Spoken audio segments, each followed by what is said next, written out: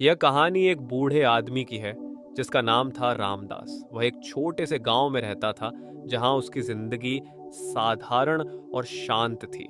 लेकिन उसकी कहानी साधारण नहीं थी, बल्कि एक दर्द भरी यात्रा थी जो जीवन के कठिनाइयों और अकेलेपन के बीच उसके संघर्ष को दर्शाती है। रामदास का जन्म एक गरीब किसान परिवार में हुआ था। बचपन से ही उसने खेतों में अपने पिता के साथ काम करना शुरू कर दिया। छोटी उम्र में ही उसने जीवन की कठिनाइयों को करीब से देखा।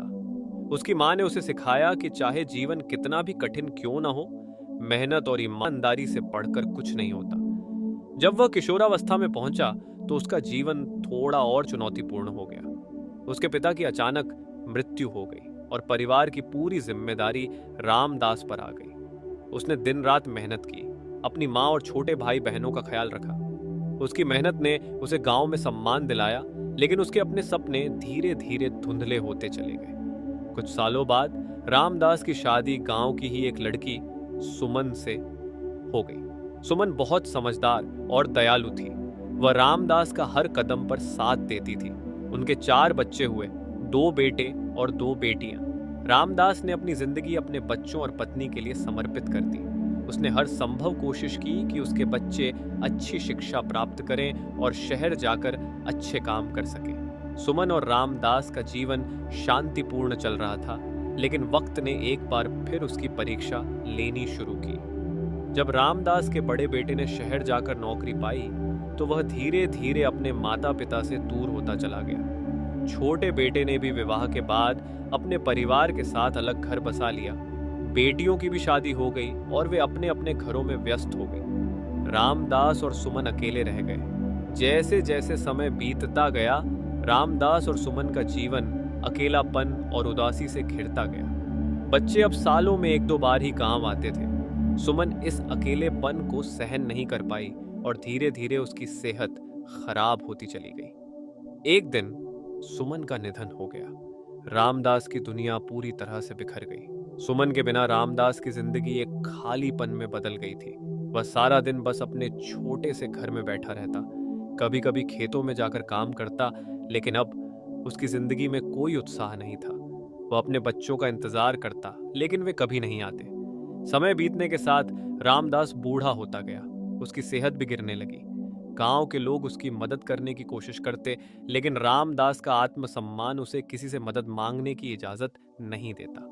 उसने हमेशा दूसरों की मदद की थी, लेकिन अब वह खुद को असहाय महसूस करने लगा था। एक दिन उसके घर में आग लग गई। रामदास ने अपनी पूरी ताकत से आग बुझाने की कोशिश की, लेकिन वह नाकाम रहा। उसका घर जलकर खाक हो गया और अब उसके पास छत भी नहीं रही। गांव वालों ने उसे आश्रय दिया, लेकिन रामदास के लिए यह स्थिति बेहद अपमानजनक थी। उसने अपने जीवन में कभी भी किसी पर बोझ नहीं बनने की सोची थी, लेकिन अब वह पूरी तरह से दूसरों पर निर्भर हो चुका था। रामदास के बच्चों को उसकी हालत का पता चला तो वे गांव वापस आए, लेकिन अब उनके बीच एक अजीब सी दूरी थी। रामदास ने उनसे कोई शिकायत नहीं की, लेकिन उसका दिल टूट चुका था। उसने अपने पूरे जीवन की कमाई अपने बच्चों के लिए लगा दी थी, लेकिन अब वह अकेला और बेसहारा महसूस कर रहा था। बड़े बेटे ने रामदास को शहर ले जाने का फैसला किया, लेकिन शहर की तेज तर्रार जिंदगी में रामदास खुद को बहुत असहज महसूस करता था। वहां का शोर शराबा, भीड़ भाड़ और लोगों का बेरुखी भरा व्यवहार सब कुछ उसे असहज कर देता। उसने अपने बेटे से कहा, बेटा, मुझे गांव वापस ले चलो, यह शहर मेरी जगह नहीं है। रामदास की बात मानकर उसका बेटा उसे गांव वापस ले आया, लेकिन अब रामदास की हालत और भी खराब हो चुकी थी। वह बेहद कमजोर हो गया था और ठीक से चल भी नहीं पाता था। गांव के लोग उसे देखकर दुखी हो जाते, लेकिन वे उसकी कोई मदद नहीं कर पाते थे।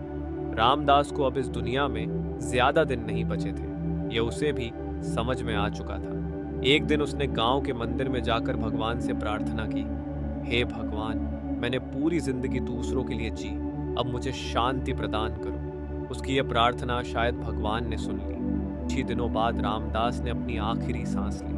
गांव वाले उसकी अंतिम यात्रा में शामिल हुए और उसे पूरे सम्मान के साथ विदा किया।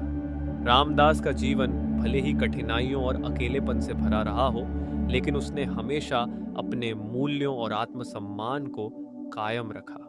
रामदास की कहानी उन लाखों बूढ़े लोगों की कहानी है जो जीवन के अंत में अकेलेपन और निराशा से जूझते हैं। यह कहानी हमें याद दिलाती है कि बूढ़े लोगों की देखभाल और उनका सम्मान कितना महत्वपूर्ण है।